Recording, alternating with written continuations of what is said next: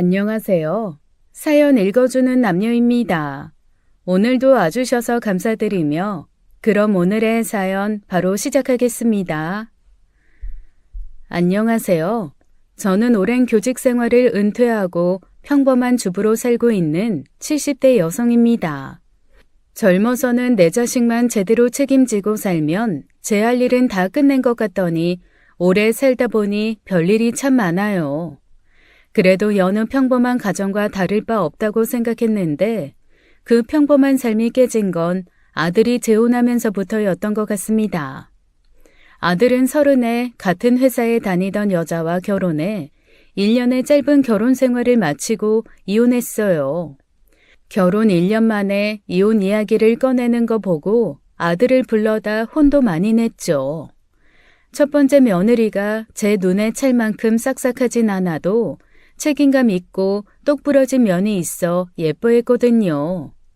들어보니 지나치게 친구들을 좋아하는 아들 때문에 그 애가 마음고생이 많았던 모양이었습니다.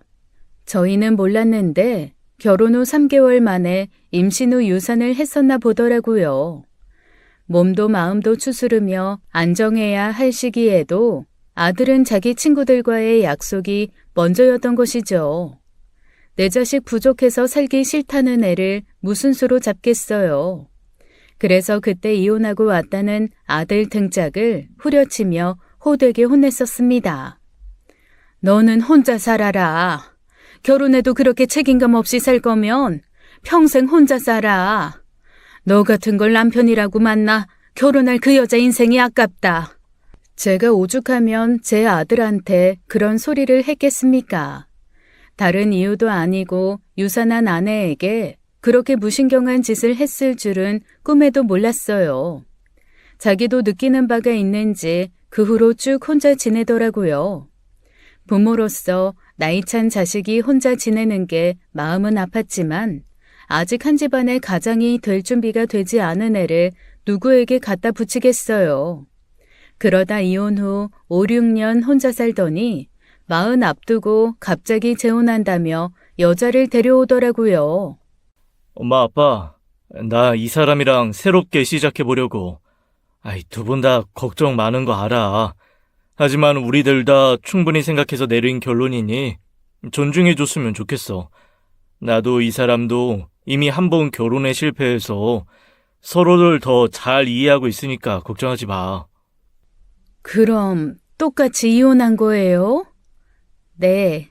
사실상 결혼 후 1년도 안 돼서 별거하다가 아이가 3살 때 공식적으로 서류도 정리했어요. 아이가 있어요? 경욱 씨가 아직 말씀 안 드렸구나. 네. 올해 9살인 여자아이가 있어요.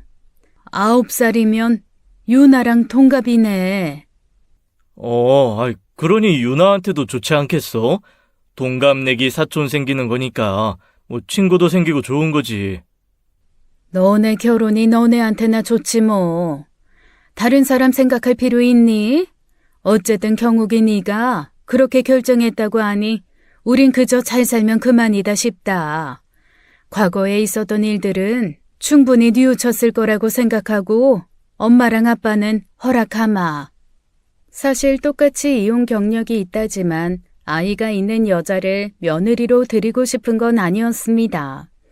하지만 부족한 자식한테 완벽한 며느리 바랄 수 없잖아요. 둘이 좋아 결혼한다는데 40 다 된 자식 밥상에 이래라 저래라 할 수도 없고요. 둘 다 식은 올리지 않고 양가 가족이 모여 식사하는 자리로 대신하기로 한 거예요. 그런데 그 식사 자리에서 새언니가 될 사람을 처음 본 딸의 얼굴이 갑자기 매섭게 굳어지는 겁니다. 은하야, 왜? 무슨 일이 있어? 엄마, 쟤 걔잖아. 최나은. 중학교 때 나 괴롭혔던 애. 뭐? 쟤가 걔라고? 엄마는 벌써 잊은 거야? 난 지금도 쟤 생각하면 열받아 죽어. 순간 너무 당황했습니다. 그 아이 얼굴은 잊었어도 그때 있었던 일은 저도 잊지 못하거든요. 딸이 중학교 1학년이 되던 해에 처음 사귄 아이가 있었는데 만만한 애 골라다가 가스라이팅으로 자기 수하처럼 부리는데 능한 아이였어요. 제 딸이 만만해 그 타겟이 되었고 한동안 저에게 말도 못하고 얼마나 고생했는지 월경도 딱 끊겼었죠. 그때 저는 딸 학교에 과학교사로 부임해 있었어요. 그러니 누구보다도 그 사건의 경위도 잘 알고 있었습니다. 세월이 흘렀다고 그 아이도 못 알아보고 스스로도 기가 막히더라고요. 결혼식을 대신하는 자리에서 그걸 알게 됐으니 얼마나 당황스러웠겠어요. 식사 내내 표정 관리도 안 되고 음식이 코로 들어가는지 입으로 들어가는지도 몰랐죠. 저희 태도가 영 거슬렸는지 결국 안 싸더니 한마디 하더라고요. 아무리 둘 다 헌신랑 헌신부라지만 그래도 좋은 자리인데 사돈 표정이 너무 안 좋네요. 괜히 마음 불편하게. 그럴 만한 이유가 있어서 그런 거니 이해해 주세요. 그럴 만한 이유가 있대도 이런 자리에서는 표정 관리 좀 해주셨으면 좋았을 텐데 저희가 너무 많은 것을 바라는 것일까요? 나은 어머님, 혹시 저 기억 안 나세요? 예? 글쎄요. 따로 뵌 기억은 없는데. 예, 나은아. 너는 내가 왜 이러는지 알고 있지? 오자마자 딸을 발견하곤 똑같이 안색이 어두워진 며느리에게 물었습니다. 그러자 며느리는 대답도 못하고 그저 눈치만 보고 앉아있더라고요. 제가 잊으려야 잊을 수 없는 일인데 그만 저 아이 얼굴을 잊고 있었네요. 우리 딸 억울하게 25년 전인가요? 화평중학교 1학년 7반 최나은 맞죠? 아니 그걸 어떻게... 저 모르시겠어요? 저 25년 전에 나은이가 괴롭혔던 아이 엄만데 우리 은하 기억 안 나세요? 안사도는 어리둥절한 얼굴로 저와 제 딸을 번갈아 보더니 이제야 아차 싶었는지 입을 떡 벌리더군요. 박가사돈과 제 남편은 무슨 말인가 싶어 영문을 모른 채 앉아만 있고요. 그제야 안사돈도 할 말이 없는지 눈치만 보는데 그래도 양심은 있는 모녀구나 했습니다. 다 지난 일 가지고 왜 그러시냐, 그 정도로 심각한 문제는 아니었지 않냐고 하면 어쩌나 했거든요. 본인들도 잘 알 거예요. 그때 저희 딸은 중학교 자퇴를 고민할 정도로 극심한 스트레스에 원형 탈모까지 왔었으니까요. 그 아이는 제 딸에게 자기 대신 숙제를 시키고 자기가 몸이 연약하다는 이유로 책가방을 들게 하기도 했습니다. 친구들끼리 집에 가서 놀자고 해놓고 숨바꼭질하자고 했었대요. 중학교 1학년들이 집에서 숨바꼭질이라뇨. 상상이 되시나요? 절대 술래가 찾기 전에는 나오지 말라고 해놓고 저희 딸을 자기 방 옷장에 넣어놓고는 한참을 안 오더랍니다. 그 더운 날 땀을 뻘뻘 흘리며 옷장에 있다가 너무 더워서 나왔더니 자기들끼리 식탁에서 빙수를 만들어 먹고 있더래요. 제 딸만 쏙 빼놓고요. 그러면서 술래가 찾지도 않았는데 왜 나왔냐며 타박해서 집으로 온 거예요. 그 외에도 교묘하게 괴롭혔던 일이 많았고 그게 모두 사실로 드러나면서 그 아이가 반을 옮기게 된 겁니다. 지금 같으면 더 심한 처벌을 받았겠지만 그때는 그게 최선이었어요. 더군다나 제가 교사로 있었던 터라 교장 교감 선생님께서 이를 크게 키우지 않길 바라신 탓도 있었고요. 지금 생각하면 제 입장 때문에 적극적으로 딸아이 편에 서지 못한 게 두고두고 후회될 일이었죠. 그런데 그 아이가 무려 제 아들 재혼 상대로 나타난 거였습니다. 일단은 아무것도 모르고 나온 자리이니 잠자코 있었는데 이왕 말이 나왔으니 얘기할게요. 저희 결혼 못 시킵니다. 저 아이 절대 제 며느리로 받아들일 수 없어요. 둘 다 재혼이라 어느 쪽도 기울지 않는다는 식으로 말씀하시는데 사실 애 있는 것도 전 달갑지 않았습니다. 아유, 엄마. 이미 다 끝난 이야기잖아. 그래, 애 문제는 이미 다 끝난 얘기니 엄마가 치사하다고 치자. 근데 은하 얘기는 좀 다르지 않니? 경욱이 너도 기억나잖아. 그때 은하가 쟤 때문에 얼마나 힘들어했니? 그렇지만 여기까지 오셨는데 나은이 아버님 어머님께서도 양해해 주셨으면 하네요. 저한테 자식이 경욱이만 있는 게 아니라서요. 사돈, 그러지 마시고 이야기 좀 들어보세요.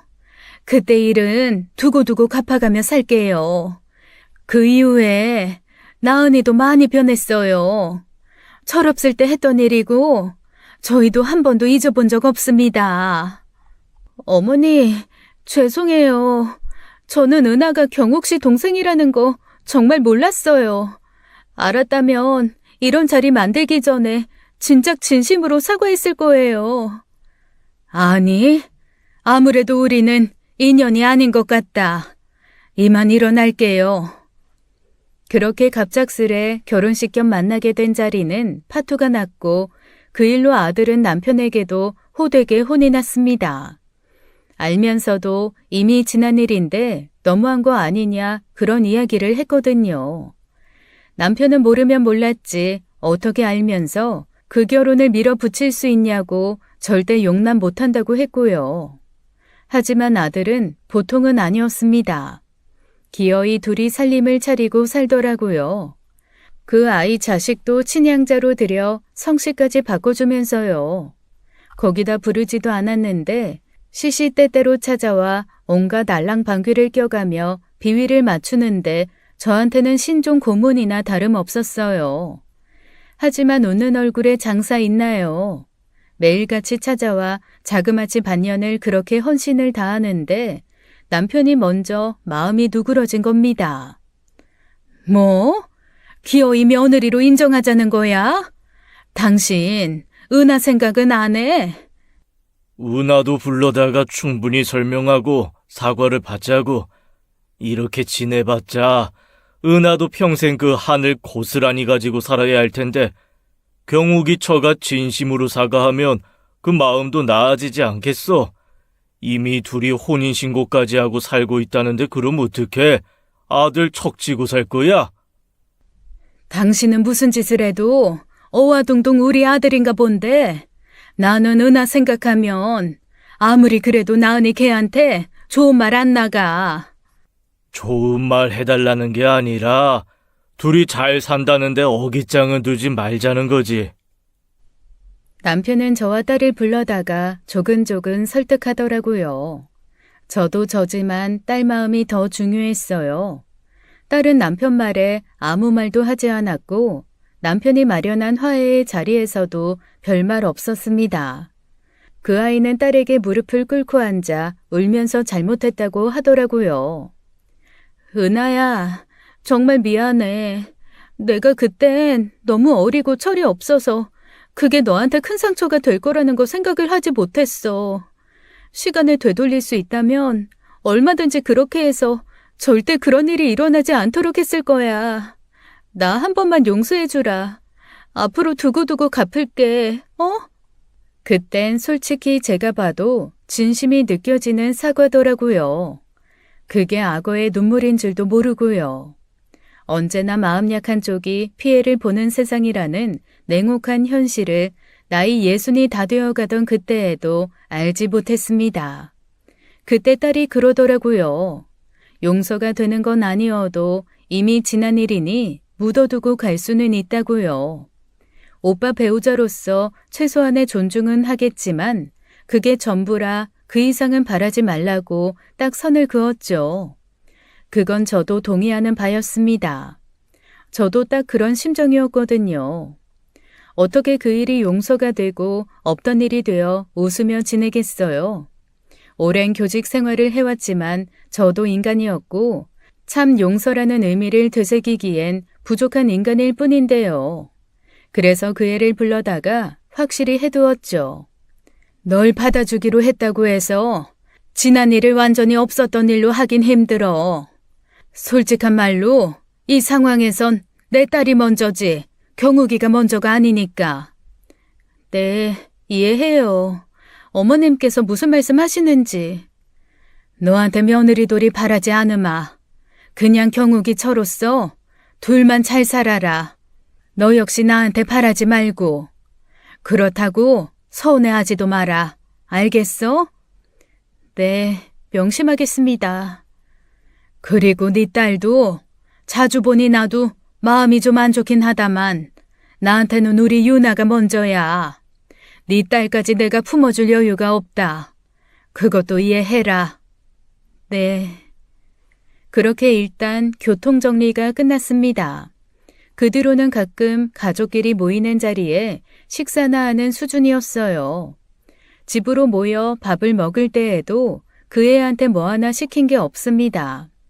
음식장만 설거지, 하다못해 반찬 그릇 두는 것도 절대 못하게 했어요. 아유, 하지마. 나 손님한테 이런 거 시키는 사람 아니야. 제 딴엔 그게 선을 지키는 일이었습니다. 괜히 나중에 말 나오는 게 싫어서 그랬어요. 며느리 도리를 바라지 않겠다고 한 만큼 진짜 진심으로 우러나오는 며느리 대접을 해줄 생각은 없었거든요.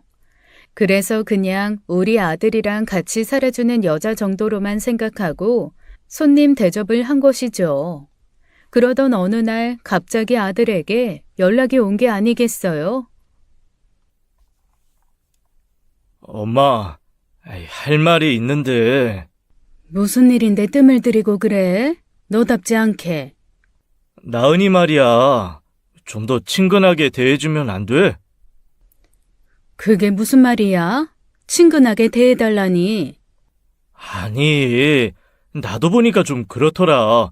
나은이 올 때마다 가족 아니고 남 대하듯 손님 대하듯 선 딱딱 긋는 거 말이야. 엄마 원래 그런 사람도 아니면서.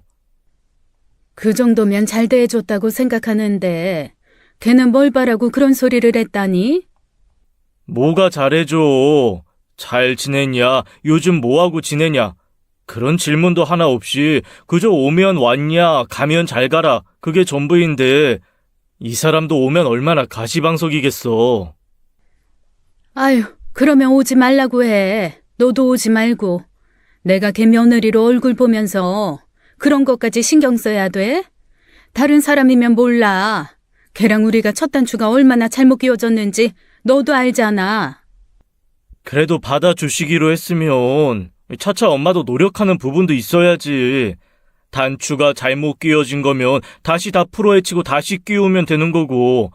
아이, 그럼 평생 이렇게 남대하듯 선 딱 긋고 지내겠다는 거야? 나중 일은 어떻게 될 줄 알고. 나중에 무슨 일? 아이고, 야. 내가 행여 나한테 무슨 일 있다고 걔한테 수발 부탁할 생각 없으니까 그런 말 마라. 살다 별말을 다 듣겠네. 난 걔 얼굴 보게 하는 것도 은하한테 미안해 죽겠어. 너 걔 남편이지만 네 동생 오빠기도 해. 정 불편하고 자리가 힘들면 오지 말라고 해라. 배부른 소리 하고 있어. 분명 만나서 한 이야기가 있는데 그런 이야기 한 적 없는 사람처럼 군이 얼마나 당황스러웠는지 모릅니다.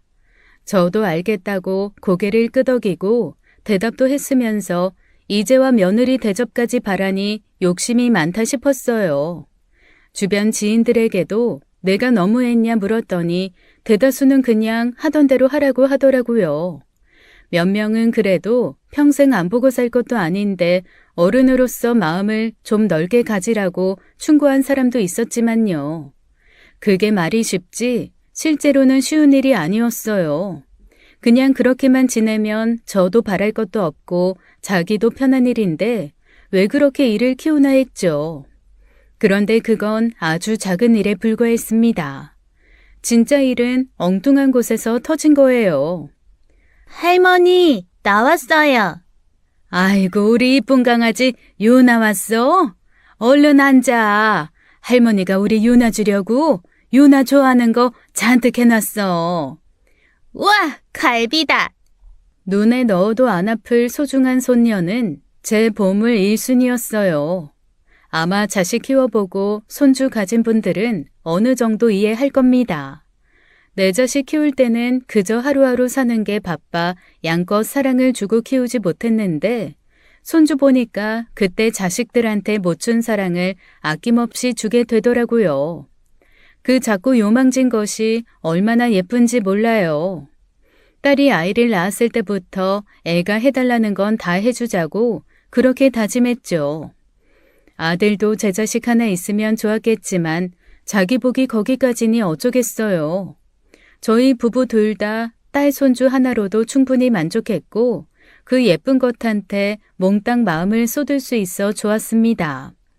그런데 그 사이에 며느리 딸이 불청객처럼 끼어든 거예요. 나도 갈비 좋아하는데. 너도 먹어라. 너무 멀어서 팔이 안 닿아요. 며느리 밉다고 그 아이까지 미워할 수는 없었지만 솔직히 친손녀만큼 정이 가진 않았습니다.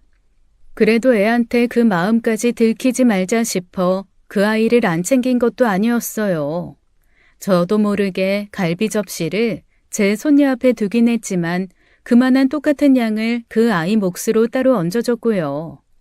9살이면 알 거 다 아는 나이이니 저도 조심한다고 조심한 거 많습니다. 앞에서 주는 용돈은 똑같이 주고 뒤에서 몰래 불러다가 더 주는 식으로요. 손녀도 눈치가 빠른 편이라 제가 몰래 하는 행동의 의미를 잘 알고 그의 앞에서 티내지도 않았어요. 문제가 터진 건 손녀의 피아노 대회 때였습니다. 피아노 대회에 나간다는 소식을 듣고 커다란 꽃다발을 준비해 갔었어요. 결과가 어찌됐든 큰 무대에서 심사를 받는 일이라고 하니 그저 그게 예뻐서 구경하러 간 거거든요. 그런데 알고 보니 그 대회에 며느리 딸도 출전한 거였습니다. 저도 남편도 아들에게서 전에 들은 바가 없어 그 자리에서 얼마나 당혹스러웠는지 몰라요. 공교롭게도 둘 다 상을 받은 터라 그 애한테 줄 꽃다발이 없어 난처했죠. 남편은 용돈이나 좀 주자고 했고 저도 그러면 되겠다고 생각했습니다. 그런데 제가 상을 받고 내려온 손녀에게 꽃다발을 주는 순간 그 애가 그 꽃다발을 획 낚아채는 거예요. 이거 저 주려고 사오신 거죠? 저 주려고 사오신 거잖아요. 어? 아니 혜림아, 그게... 그래, 혜림이 너도 축하한다. 저는 그 꽃다발의 주인이 따로 있다는 걸 알려주고 싶었는데 남편은 이왕 이렇게 된 거 어쩌겠냐며 그냥 넘어가자더라고요. 하지만 전 그냥 넘어갈 수가 없었어요. 그 아이 행동이 너무 영악하게 느껴졌거든요. 자기를 위해 준비한 꽃다발이 아니란 걸 알면서 그 자리에서 그렇게 이야기함으로써 어른들과의 대화에 주도권을 잡으려는 대화 방식이었죠. 저 수십 년 교직 생활로 그 아이 행동이 얼마나 잘못된 행동인지 누구보다 잘 알고 있었습니다. 게다가 눈앞에서 꽃다발을 빼앗긴 착한 손녀의 마음을 위해서라도 가만히 있을 수가 없었죠. 이왕 만난 김에 다 같이 점심을 먹으러 가자더라고요. 그래서 저는 다른 식구들을 모두 식당으로 보내고 혼자 꽃집에 가서 더 크고 좋은 꽃다발을 사다 주었습니다. 할머니가 우리 유나 얼마나 사랑하는지 알지? 축하해 유나야. 우와, 할머니, 감사합니다. 너무 예뻐요. 그렇게 문제가 해결될 줄 알았는데 그게 아니었습니다. 밥을 다 먹고 헤어지는데 먼저 일어나 보겠다는 아들 부부가 사라진 후 손녀에게 다시 사다 준 꽃다발이 사라진 걸 알아챘거든요. 뭐야? 유나 꽃다발 어딨어? 아까 최나은이 가져가던데? 뭐? 그걸 왜 가져가? 이미 자기 딸도 하나 챙겼으면서. 모르지. 눈치 보고 꽃다발 2개 챙겨서 홀라당 나가더라고. 너는 그걸 보고만 있었단 말이야? 말 섞기도 싫어서 그냥 쳐다만 봤어. 걔는 내가 보는 줄도 몰랐겠지만. 아닌 게 아니라 다른 며느리랑 만나도 눈인사만 슬쩍 하는 수준이지 아는 채도 하지 않았습니다. 딸한테는 그깟 꽃다발 하나로 말 섞고 언쟁하기 싫었던 거예요. 하지만 저는 애써 하나 더 사온 꽃다발마저 챙겼다는 말이 너무 기가 막혀 전화해서 물었죠. 여보세요? 혜림이 엄마니? 너 내가 유나 주려고 사다 준 꽃다발 가져갔어? 네. 왜? 네 딸 건 챙겼잖아. 어머니, 정말 너무하세요. 뭐? 아무리 우리 혜림이가 어머님 친손녀가 아니래도 그렇지. 어떻게 매번 이렇게 대놓고 차별을 하세요? 너 지금 그 꽃다발 때문에 그러는 거지? 내가 알았니? 혜림이도 그 대회 나온다는 걸 알았냐고.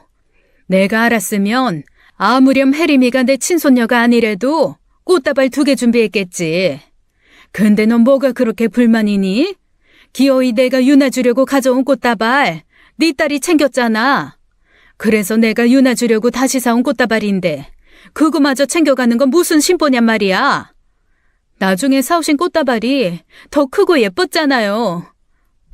뭐야? 꽃 개수도 많고 색깔도 화려하고 우리 혜림이 부러워하는 거 못 보셨어요? 며느리는 거의 울분에 차서 그렇게 소리치더라고요. 친손주 있는 자리에서 제 친손주 보기도 바쁜데 제가 며느리 딸까지 신경 써야 하나요?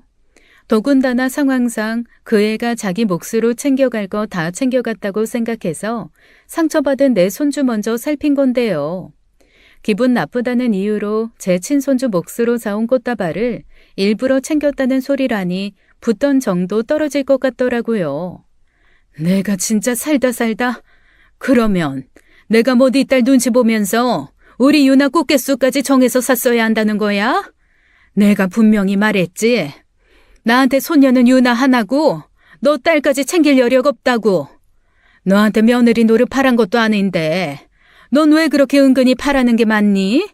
우리가 어디 그럴 사이니? 그래도 가족으로 받아주셨으면 그만한 노력은 해주셔야 하는 거 아니에요? 애잖아요. 저는 그렇다 쳐도 애한테 그러시는 건 너무 치사하신 거 아니에요?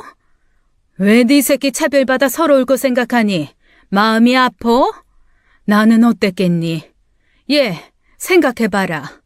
너라면 혜림이 괴롭히던 애 며느리로 삼을 수 있겠어?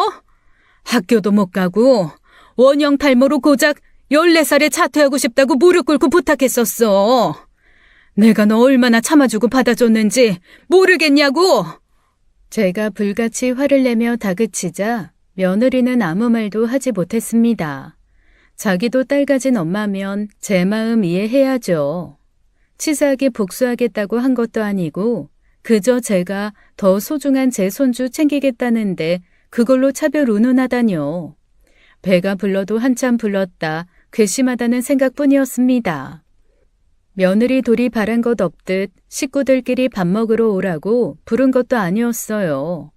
남편이야 가족끼리 다 같이 모이는 거 좋아해 오라고 했다지만 제가 좋아서 그 애를 우리 집에 들이고 제가 한 밥을 먹이고 싶었겠나요. 저도 딸도 좋은 게 좋은 거라고 다 이해해주고 배려해주니 호의가 권리인 줄 안 것이죠. 너 이제 우리 집에 오지 마라. 너도 보기 싫고 네 딸도 환영 못하겠으니 오지 말라고. 봐줬더니 아주 이게 끝까지 기어오르려고. 너 똑똑히 들어. 이 집에서 네가 챙길 건 그 무엇도 없다. 나는 너한테 내 아들 하나 말고 줄 거 없다고. 아들이 어설픈 중재를 하려고 했지만 제 마음은 완전히 닫혀버렸습니다. 그 뒤로는 거의 왕래도 하지 않고 지냈어요. 명절에도 오지 말라고 하고 딸 내외와 함께 여행을 가거나 오더라도 저는 방문 닫고 들어가 버렸죠. 아들한테도 확실히 말했어요. 나 너한테 바라는 거 없다. 그러니 너도 욕심내지 마. 네가 좋아서 만난 사람이면 너만 책임지면 그만이다. 나한테까지 네 처나 딸한테 잘하라고 눈치 보게 하지 말라고. 그 뒤로 손녀가 중학교에 올라갈 때까지 만날 일이 없었어요. 그저 서로가 없는 듯이 조용히 살았죠. 그런데 공교롭게도 손녀가 며느리 딸과 같은 학교에 배정된 것이었어요. 그것도 같은 반이 되고 나서야 알았고 딸이 절망적으로 제게 와서 전한 사실이었죠. 이렇게 큰 도시에 어떻게 둘이 딱 같은 반이 돼? 엄마, 나 진짜 유나 전학시킬까 봐. 애 아빠한테도 얘기했어. 팥 심은데 팥 나고 최나은 심은데 최나은 나왔겠지. 엄마도 알잖아. 혜림이 그거 어렸을 때부터 얼마나 영악했는지. 유나가 가지고 있으면 뻔히 유나 건 줄 알면서도 가지고 싶다. 옆에서 노래 부르고 사람 눈치 주고. 유나가 자기 몫으로 빵 하나를 가지고 있어도 그 눈살이 억지로 나눠 먹고 그랬어. 그러면 걔는 꼭 반을 잘라 먹어도 큰 것만 탐내고 유나한테 제 것 한번 나눠준 적 없는 애야. 에휴, 진짜 악연 이런 악연도 없다. 어쩜 이렇게 하늘이 도와주질 않으시니? 은하야, 일단 지켜보자. 섣불리 이사할 수도 없고 주소지 이전을 할 만한 것도 없잖아. 딸은 속상해 결국 눈물을 흘리고야 말았습니다. 그게 그런 일이에요. 수십 년이 지나도 어제 일처럼 그 감정이 왈칵 솟아나오는 일이었죠. 오랜 교직 생활을 하면서 어긋난 교우 관계 때문에 힘들어하는 애들 숱하게 봤습니다. 그래서 그 아이가 달갑지 않았던 거예요. 물론 사람이 어리고 철이 없을 때야 실수할 수도 있죠. 용서받을 권리도 있다는 거 압니다. 하지만 제가 겪은 며느리는 말만 번지르르하게 늘어만 놨지 말과 행동이 일치하지 않는 애였어요. 그러니 딸이 그렇게 불안해하는 것도 당연한 일이었고요. 부디 별일 없기를 그저 지금까지 그래왔듯 조용히 살아가길 간절히 바라는 수밖에 없었습니다. 딸은 담임 선생님을 만나 같은 반이 된 며느리 딸과 무슨 사이인지 얼추 이야기를 해놓고 주의 깊게 지켜봐달라 당부했고요. 그렇게 한 학기를 무사히 지나나 했는데 개학을 앞둔 어느 날 손녀가 학교에 가지 않겠다고 버틴 겁니다. 뭐? 유나가 학교를 안 가려고 한다고? 아니 왜? 설마 혜림이 걔가 뭘 어쨌대? 모르겠어. 도통 말을 안 해. 엄마도 이런 기분이었어? 유나한테 무슨 일이 있는 건 분명한데 입을 조개마냥 꽉 다물고 있어서 답답해 죽겠어. 아휴, 얼마나 속이 상했으면 그래. 그래도 살살 달래서 입을 열어봐. 그렇다고 그냥 지나칠 수도 없는 문제잖아. 1학기 조용히 버티는 것 같더니 왜 개학날 다 돼서 그러는 거래? 학원에서 무슨 문제 있었던 건 아니고? 일부러 걔랑 같은 학원 안 보내려고 얼마나 알아보고 보냈는데 방학 때 마주친 건 아닌 것 같은데 대체 어떻게 된 일인지 모르겠어. 딸은 속이 새까맣게 타들어가는 듯 안절부절 못했습니다. 그 기분 제가 아니면 누가 알겠어요. 저도 딸이 그렇게 작정한 듯 입을 다물었을 때 잠을 한숨도 자지 못할 정도로 마음고생이 심했죠. 하필 또 그 나이가 어렸을 때 딸이 힘들었던 시기와 같아 가족들 모두가 안절부절 못했습니다. 그렇다고 확실하지도 않은 상황에 연락도 안 하는 며느리 불러다 다그칠 수도 없잖아요. 그래서 별 수 없이 손녀가 입을 열기만을 기다리고 있었죠. 그런데 아니나 다를까 손녀가 학교에서 괴롭힘을 당하고 있었던 거예요. 딸이 자기 어렸을 때 이야기를 하며 이런 문제는 혼자서 해결하는 게 아니라고 울며 사정했나 보더라고요. 그 이야기에 마음이 열린 손녀가 입을 열었는데 글쎄 며느리 딸 이야기가 나온 거죠. 아주 최나은이랑 똑같아. 아니 더 교묘하고 영악해. 1학기 내내 어울려 다녔대. 나한테는 내색도 없이. 왜 말 안 했냐고 하니까 자기 엄마랑 내 사이 안 좋은 거 알지 않냐고. 괜히 말했다가 나 속상해하니까 말 못하게 애를 가스라이팅 해놓은 거야. 알게 되면 유나 때문에 나만 힘들어진다면서. 어머 세상에, 그게 정말이야? 그래놓고 1학기 내내 은근히 따돌리고 친구들 사이에서 이간질 시켜서 애를 이상한 애로 만들어놨더라니까. 이번에도 그래. 방학 때 애들 사이에서 이상한 소문이 났더래. 무슨 말인가 했더니 유나가 글쎄 옆반 남학생을 스토킹하고 다닌다고 했다는 거야. 내가 정말 별의별 애들 많이 만났지만 걔 아주 싹수가 노랗다. 가만둬선 안 돼. 저는 학교폭력위원회를 열어달라고 하라고 시켰습니다. 무조건 일을 크게 만들어야 학교에서도 움직여주는 법이었거든요. 딸은 학교에 찾아가 이 사실을 담임에게 알렸고 이 문제에 대해 선생님이 제대로 중재해 주길 바랬어요. 하지만 저희 바람과 달리 학교에서는 소극적인 대응을 하더랍니다. 물증도 없고 애들 증언도 안 나온다면서요. 도저히 안 되겠다 싶어 제가 나서게 된 겁니다. 그즈음 며느리는 작은 네일샵을 운영 중이었어요.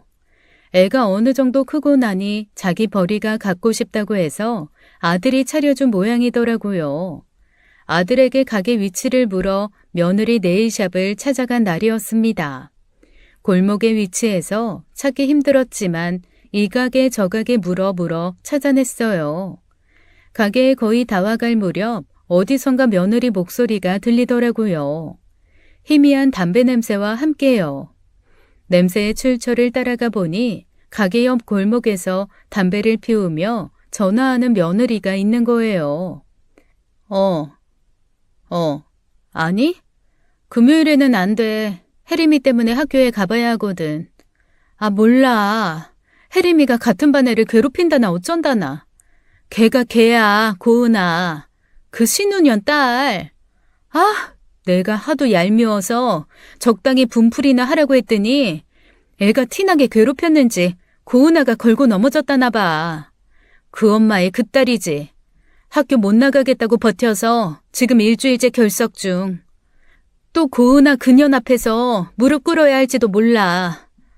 아, 진짜 거기서 담배 좀 피우지 말라니까요. 거기 창문에서 담배 냄새 우리 가게로 다 들어오는 거 몰라요? 알만한 사람이 왜 그럽니까? 똑같이 장사하는 마당에 내가 그쪽 가게 들어가서 담배 피우면 좋겠어요? 아, 예. 죄송합니다. 야야, 끊어봐. 옆에 족발집 사장 또 지랄이다. 어디 굿이라도 해야 하나 싶어. 아주 사방에서 지랄들이네. 며느리는 그대로 담배꽁초를 바닥에 떨어뜨렸습니다. 그리고 태연히 골목을 빠져나오더라고요. 그러다 저와 마주치고 얼마나 당황했는지 순식간에 얼굴이 달아오르는 거예요. 어머니, 여긴 어떻게... 저는 긴 말하지 않았습니다. 아니요, 아무 말도 하지 않았어요. 그때 며느리에게 느꼈던 실망감과 기가 막힘은 무슨 말로도 설명할 길이 없었거든요. 어머니, 그냥 가시게요? 저 찾아오신 거 아니에요? 놔라. 어머니, 혹시 뭐, 네가 한 말 다 들었냐고?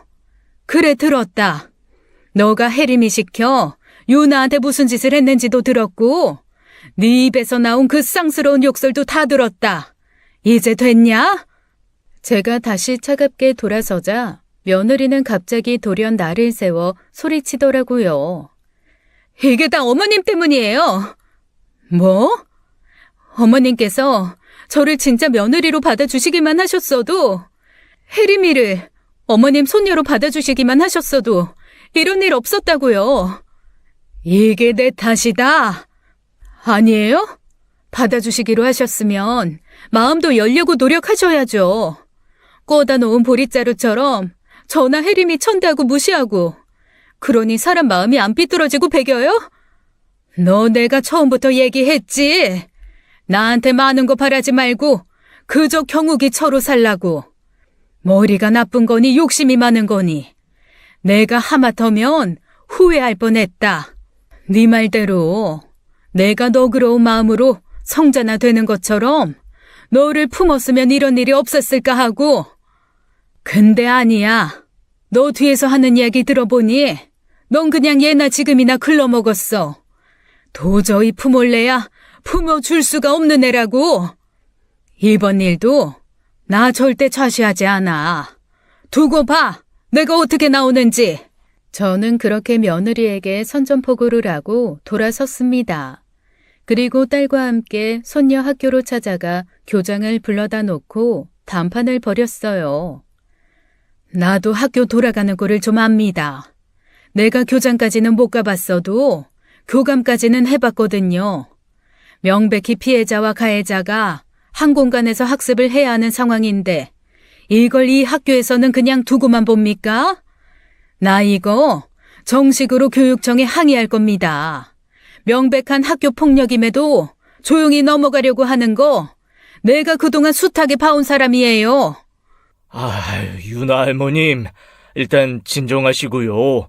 저희가 어떻게 된 일인지 명명백백히 조사해 해결하도록 할 테니, 기다려 주십시오.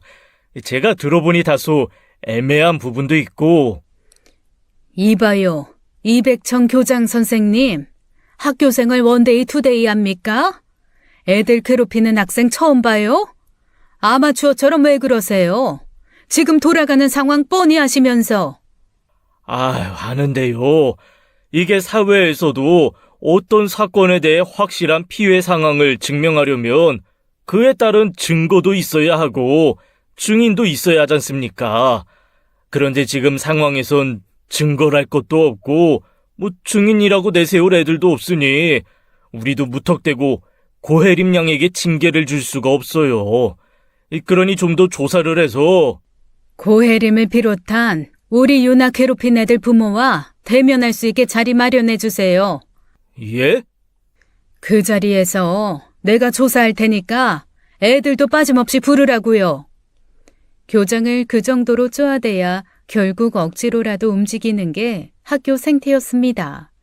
결국 교장은 자기 선에서 어떻게든 해결해보겠다 고군분투하여 그제야 아이들의 자백을 받아낸 거예요. 혜림이가 그렇게 하라고 했어요. 저희는 그냥 혜림이가 하란 대로 한 것뿐인데. 혜림이가 유나한테 그렇게 해도 된다고, 유나가 혜림이한테 잘못한 게 많아서 자기가 그렇게 해도 되는 애라고 했었어요. 전 억울해요. 제가 유나한테 수행평가 대신 시키고 싶었던 것도 아닌데 고혜림이 억지로 유나한테 다 떠넘겨야 한다고 해서 그런 건데. 한번 나오기 시작한 증언은 본물 터지듯 터져나왔고 친하지 않은 아이들도 용기 내어 목격담을 이야기했어요. 결국 학교폭력위원회가 열렸고 처분은 학교 봉사 정도로 끝날 예정이었습니다. 처분이 마음에 들지 않았던 차 황당하게도 그 아이도 그 처분이 마음에 안 든 모양이더라고요. 기어이 학교에서 절대 해서는 안 될 짓을 한 겁니다. 반 친구들이 용기 내어 증언을 해주었다는 소식에 손녀도 용기 내어 학교에 나가기 시작했었어요. 그런데 제 손녀를 본 며느리 딸이 먼저 발을 걸어 넘어뜨렸답니다. 친구들이 다 보는 와중에 너 때문에 되는 일이 없다며 머리채를 잡아 흔든 거예요. 삽시간에 엉망이 된 복도에서 선생님들이 와서 간신히 떼어놓았고 그 일로 며느리 딸은 처분치로 학급 교체까지 거론되었죠. 그제야 발등이 떨어진 며느리가 저희 집에 찾아왔더라고요. 그 못된 것이 행동은 그런데 성적이 좀 좋은 모양이더라고요. 과학고를 목표로 공부 중이었는데 학폭 치료 기록은 생활기록부에 남으니 이제야 야단났다 싶었던 거죠. 딸 부부와 손녀는 제 오빠 연락을 받고 왔더라고요. 뭐하러 왔어? 끝까지 무시하지. 뭐라고 하나 보려고. 얼마나 뻔뻔하게 나오나 싶어서. 딸은 팔짱을 끼고 소파에 앉아 있었고 손녀는 잔뜩 겁을 먹은 채 제 아빠 옆에 붙어 있었죠. 사위도 그 일로 크게 화가 나서 표정이 좋지 않았어요. 딱 봐도 가족으로 얽히지만 않았어도 한마디 했어도 골백 번은 했겠다 싶은 표정이었죠. 사람을 불러다 놨으면 무슨 말을 하든지 뭐하니? 그게... 며느리는 한참 꾸물거리다가 자기 딸 손을 쥐고 딸과 손녀 앞에 오더니 무릎을 꿇더라고요. 유나야, 미안해. 고모가 대신 먼저 사과할게. 우리 혜림이가 너한테 너무 씻을 수 없는 상처를 준 것 같아. 미안하다. 너 참 무릎 가볍다. 왜? 혜림이 원하는 고등학교 못 갈까봐? 대학도 힘들어질까봐 이제 와서 겁나니? 다행이네. 우리 유나 맞았다는 소식 들었을 때는 반 죽여놔야겠구나 싶었는데 결국 그 일로 무릎 꿇게 된 거 아니야? 안 그래, 혜림아? 너 지금 사과하기 싫잖아. 엄마 때문에 억지로 온 거잖아. 아닌데요? 그럼 너는 할 말 없니? 우리 유나한테 잘못한 건 너인데 왜 너네 엄마만 저러고 있니?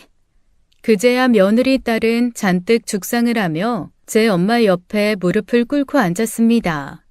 딱 봐도 시켜서 한 게 티가 나더라고요. 죄송합니다. 다시는 안 그럴게요. 미안해, 유나야. 다신 안 그럴게. 형식적인 사과 받아봐야 뭐 하겠어요. 딸은 그럴 줄 알았다는 듯 실망 가득한 얼굴로 그저 바라만 보았죠. 그러자 아들이 나서서 그러더군요. 자, 이제 됐지? 사과도 했고 문제 없잖아. 그러니까 은하 너도 적당히 해. 언제까지 해묵은 일로 유치하게 굴 거야? 넌 가만히 못 있어?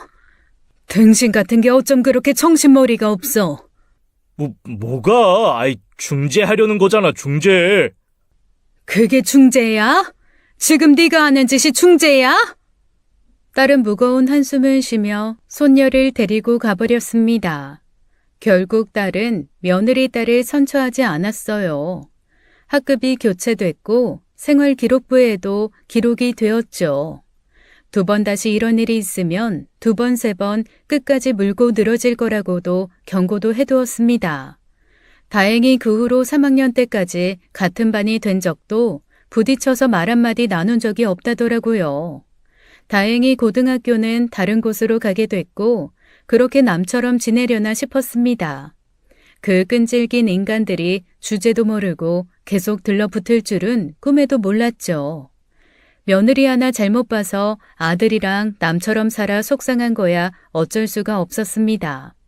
아들이 여자 보는 눈이 없고 저도 똑같아서 자기 수준에 맞는 여자 만나 사는 걸 누구 탓을 하겠어요. 손녀는 서울에 있는 대학에 합격했고 기숙사에 들어간다는 손녀 위해 저희는 전세 자취방을 얻어주었죠. 안 그래도 되는데 기숙사 들어가도 돼. 기숙사도 좋지만 따지고 보면 이래저래 신경 쓸 것도 많아서 힘들어. 할머니 할아버지가 이만한 능력이 되는데 뭐 어떠냐? 난 우리 유나 위해서 못할 게 없어. 손녀가 순조롭게 대학 입학 준비를 할 즈음 아들에게서 연락이 왔습니다.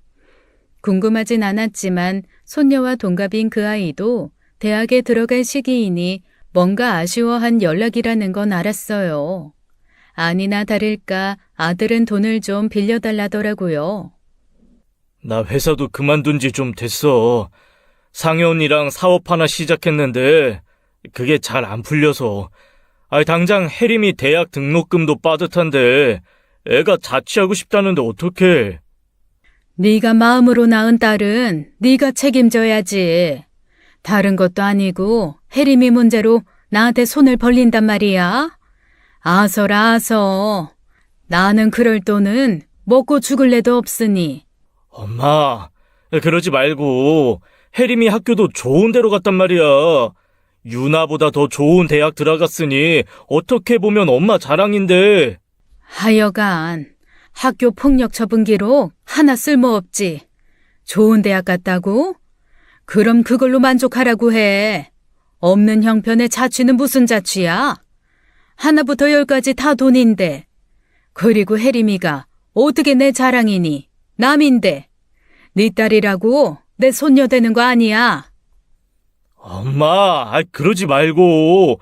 유나 대학 간다고 돈 좀 썼을 거 아니야. 더도 말고 덜도 말고 딱 원룸 보증금만, 어? 월세는 내가 어떻게든 할 테니까. 월세고 보증금이고 네 자식한테 쓸 돈 없다니까. 시간이 그렇게 지났는데도 그 덜 떨어진 놈은 정신을 못 차리고 그렇게 헛소리를 하더라고요. 자기가 품기로 한 자식이면 끝까지 자기가 책임져야지. 아무리 부모라지만 손 뻗을 일에 손을 뻗어야죠. 그런데 그 문제는 손녀가 자취방에 들어간 뒤 또 불거졌습니다. 대학 생활을 시작한 지 일주일도 안 됐을 거예요. 딸이 잔뜩 화가 나서 전화를 했더라고요. 엄마, 나 지금 경찰서. 어? 그게 무슨 말이야? 유나 집에 불법 침입자가 있어서 말로 안 통해서 경찰서 왔어. 불법 침입자? 아니, 세상에, 그 동네 안전하다고 했잖아. 동네는 안전한 동네였어요. 가족 중에 안전하지 않은 사람이 있어 문제였죠. 알고 보니 그 불법 침입자의 정체는 며느리 딸이었습니다. 물론 그애 혼자 한 일은 아니었어요. 어떻게 알았는지 손녀가 자취방을 알아내 아들과 며느리가 작심하고 그 집에 짐과 함께 애를 밀어 넣은 거예요. 놀란 손녀가 집으로 연락했고 딸이 제 오빠한테 연락해도 도저히 안 되겠다 싶어 사위와 함께 간 모양이더라고요. 나가라 싫다 그렇게 실랑이를 하다 결국 경찰이 왔고 그렇게 경찰서에 가게 된 것이었죠. 경찰서에 가서도 뻔뻔하게 그러더래요. 백제, 난 몰라. 여기 아니면 우리 혜림이 갈 곳도 없고 방법도 없어. 그러니까 같이 살게 하든지 아니면 둘 다 못 살던지야. 우리 혜림이 안 받아주면 유나도 그 집에서 못 살아. 뭐 이런 게 다 있어? 어이가 없어서 진짜. 너 미친 거 아니니? 네가 왜? 네 딸이 왜 내 딸 자취방에서 살아야 하는데? 우리 혜림이도 엄연히 법적으로 어머님 아버님 손녀야. 고시 성 달고 사는 애라고. 근데 이건 해도 해도 너무하지. 어떻게 이렇게까지 차별을 해? 야, 너 무슨 대단한 착각을 하는 모양인데 고시 성 달고 법적으로 오빠 딸이라고 해서 우리 엄마 아빠가 네 딸까지 챙겨야 하는 의무는 없어. 대체 뇌구조가 어떻게 생겨먹었길래 머리가 그렇게 안 돌아가? 모르겠고 대체 그 집 앞에서 우리 혜림이 노숙시키는 한이 있더라도 절대 못 물러서니까. 야, 고경욱, 너는 입이 없어? 지금 이 상황에 그렇게 남일처럼 보고만 있을 거야? 형님, 저도 참을 만큼 참았습니다. 이거 해도 너무하잖아요. 엄밀히 말해 혜림이 우리 유나 괴롭힌 학교 폭력 가해자예요. 피해자와 가해자가 한 집에서 같이 산다는 게 말이나 됩니까? 가해자요? 저기요, 말이 좀 심하시네. 누가 보면 우리 딸이 범죄자라도 되는 줄 알겠어요. 범죄자지. 그게 범죄자가 아니고 뭔데? 잔말 말고 나가. 네가 배짱 부리면 뭐 나는 가만히 있을 줄 알아? 경찰도 중재를 못하는 첨예한 대립 끝에 딸이 열받아 그 집으로 들어간 거예요. 당분간 그 집을 24시간 지키고 있겠다고 들어가 버린 것이죠. 그렇게 뭐든 해주고 싶은 자식이면 집이라도 팔아서 해주면 될 텐데 곧 죽어도 자기 집은 안 건드려요. 결국 자기 돈은 안 쓰고 제가 친손녀처럼 해주듯 그 아이에게 해주길 바라는 거였죠. 예쁜 구석이나 있으면 아니 그저 평범한 애였으면 몰라도 정을 줄여야 줄 수 없는 애잖아요. 골치 아픈 일이 생겼다 싶어 그러지 말고 집을 옮기라고 했습니다. 그 문제에 있어선 한 발자국 떨어져서 잠자코 있던 남편이 결정한 일이었어요. 근처에 보안 좋은 아파트 전세 한번 알아봐라. 비밀번호도 있고 경비도 있는 곳으로. 아파트? 유나 아파트 가서 살라고? 아니야, 아빠. 뭐 그렇게 무리를 해. 그 정도는 해. 서울에 아파트 사두면 득이지 실될 거 있냐? 유나 안전하게 사는 거 그게 먼저다. 학교 근처로 한번 알아봐. 남편은 전화를 끊으며 그러더라고요. 이것들이 어디 제대로 배 아파 불하지? 차별하는데 어디 진짜 차별이 뭔지 보여줘야지. 딸이 알아본 학교 근처 아파트의 작은 평수 전세는 무려 5억 5천이나 했습니다. 양가 부모님께 물려받은 돈으로 가지고 있던 상가와 같은 동네에 있던 소형 아파트도 내놓았죠. 그렇게 이사 준비를 마칠 때까지 딸은 손녀와 원룸 생활을 했어요. 그 사이에도 그 집에 들어와 살기 위해 호시탐탐 기회를 엿보는 모양이더라고요. 계약을 다 채우지 못하고 애부터 옮겨 이사했고 애 집을 옮겨줬다는 소식에 며느리가 또 거품을 물고 찾아온 겁니다. 뭐예요? 유나 다른 곳에 집 얻어주셨어요? 지금 집은요? 너들 다시 못 찾아오게 아주 보안 좋은 아파트로 보내고 그 집은 다시 내놨다. 아파트요? 어머니! 나 귀 안 먹었다. 조용히 해라. 유나 아파트 해주실 돈은 있으면서 혜림이 원룸 보증금 해주실 돈은 없으세요? 어머님, 아버님, 왜 그렇게 우리 혜림이만 미워하세요? 정말 너무하시잖아요. 아유, 징징거리지 좀 마라. 그리고 가까이 오지 마. 담배를 얼마나 피워댔으면. 며느리는 아차 싶었는지 옷 이곳저곳에 냄새를 맡기 시작했습니다. 하나부터 10까지 마음에 드는 구석이라곤 눈꽃만큼도 없는 애였어요. 지긋지긋한 인연 좀 끊어버리고 싶은데 그놈의 아들이 문제였죠. 아들이 번 돈으로 저 두 모녀 살고 있는 것도 열받는 일인데 내 돈까지 쓰려고 하니 얼마나 기가 찹니까. 순간 저는 번뜩이는 생각 하나가 떠올랐습니다. 그 집이라도 내어달라는 요구에 제가 제안을 한 거예요. 요나 살려고 했던 그 원룸 아직 비었다. 그거 그대로 너한테 넘겨주면 경욱이랑 이혼할래? 네? 이혼이요? 어머니. 나는 절대 너 며느리로 인정 못한다. 혜림이도 마찬가지야. 걔가 이 나라 대통령이 된데도 나한테 자랑 아니야. 그러니 너도 이쯤에서 포기하고 취하고 싶은 게 있으면 그만한 걸 내놔. 그래서 지금 경욱 씨랑 이혼하면 원룸 보증금 해주시겠다는 거예요? 보증금 아니고 전세금이다. 잘 생각해봐. 순간 며느리 눈이 번뜩이더라고요. 보증금은 기껏해야 1,000 생각하고 있었을 텐데 전세금이라고 하니 눈이 번쩍 뜨인 거죠. 절대 물러서지 않을 것 같았는데 그 제안에 흔들리는 걸 보니 그리 대단한 사랑도 아닌 것 같았더라고요. 그래서 이번엔 아들을 불러다가 제안했습니다. 며느리에게 그런 제안을 했다는 사실을 알리며 이참에 몇 푼 떼주고 이혼하라고요. 그랬더니 아들도 망설이는 거예요. 이것들이 고작 그 정도 마음으로 우리 마음고생을 시켰구나 괘씸할 정도로요. 사실 나는 혜림이 그 학교 보내는 것도 반대했었어. 내 형편도 안 좋고 혜림 엄마 가게도 사정 안 좋아. 접은 지 오래인데 돈 나올 구석도 없는데 혜림 있는 등록금도 모자라 자취고집하니 나도 돌겠더라고. 근데 왜 살아? 대체 뭐가 모자라서 남의 새끼 대학 등록금까지 대주면서 사느냐 말이야. 이 덜 떨어진 거사.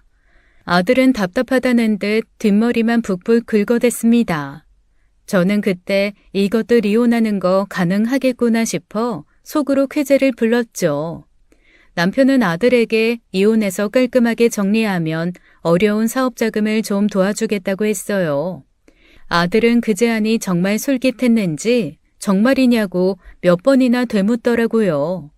대신 허튼 수작 부리지 마라. 위장 이혼이라도 하고 내 돈만 축낼 생각이면 그 생각 접는 게 좋을 거다.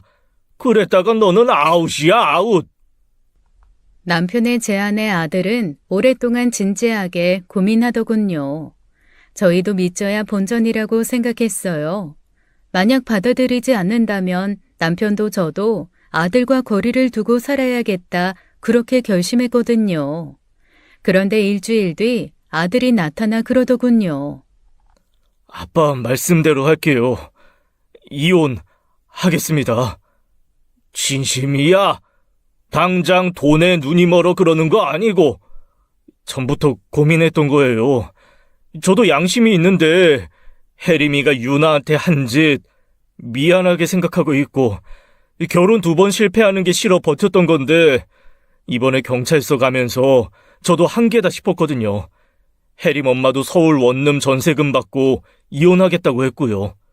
말로만 하지 말고 이혼 서류 딱 가져와서 그때 이야기해.